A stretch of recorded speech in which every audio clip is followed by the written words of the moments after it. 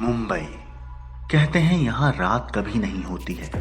ये शहर कभी सोता नहीं है। ये शहर कभी थमता नहीं है। रात में भी यहाँ अंधेरा नहीं होता है। लेकिन क्या आपको यकीन होगा कि इस माया नगरी की चमक दमक के बीच और बीचों बीच शहर में इंसानों के साथ आत्माएं भी रहती हैं। भूत प्रेत आत्माओं का नाम लेते ही पुरानी हवेली, कब्रिस्तान या सुनसान जगहों की तस्वीर मन में आ जाती है। लेकिन ये आत्मा सुनसान इलाके में नहीं, बल्कि मुंबई के बीचों बीच माहिम की एक चौल के आसपास भटकती है, जहां दिन भर लोगों की चहल पहल बनी रहती है और रात में आत्मा का खौफ। नाम है इसका डिसूजा चौल। हिंदुस्तान की 10 सबसे डरावनी जगहों में से एक ये है। माहिम में केनौसा प्राइमरी स्कूल के पास इस चौल के बारे में कहा जाता है कि इस चौल के आसपास एक भूतनी की आत्मा भटकती है। यहाँ पैरानॉर्मल शक्तियों को अनुभव किया गया है। ऐसा कहा जाता है कि यहाँ के लोग इन रूहानी ताकतों के कब्जे में कई बार आ चुके हैं।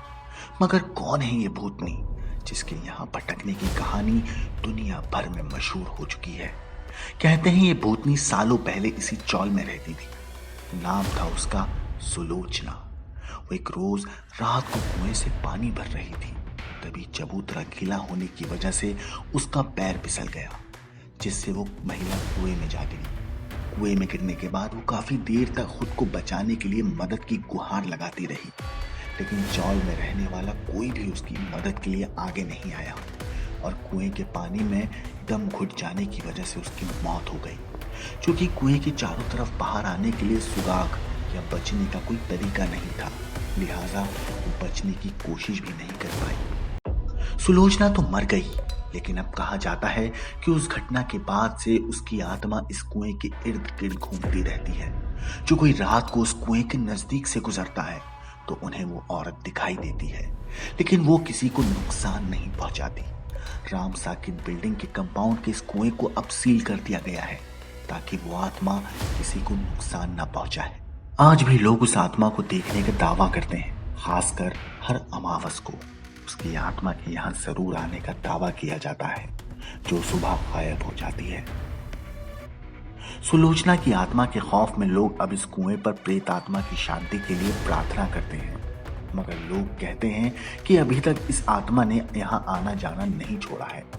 मुंबई में एक ऐसी ही कहानी बॉम्बे हाई कोर्ट से भी जुड़ी हुई है।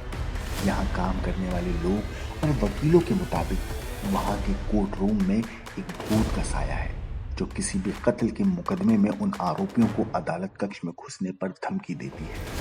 इन कहानियों की वजह से हर तरफ इसका मजाक भी उड़ाया जाता है कि अगर अदालत में इजाजत देती है तो मुमकिन है ये एक नौकरी पेशा वकील या पूर्व हत्या के दोषी का भूत होगा और हत्या के मामलों को जल्दी और आसानी से हल करने में मदद कर सकता है। ब्यूरो रिपोर्ट, क्राइम तक।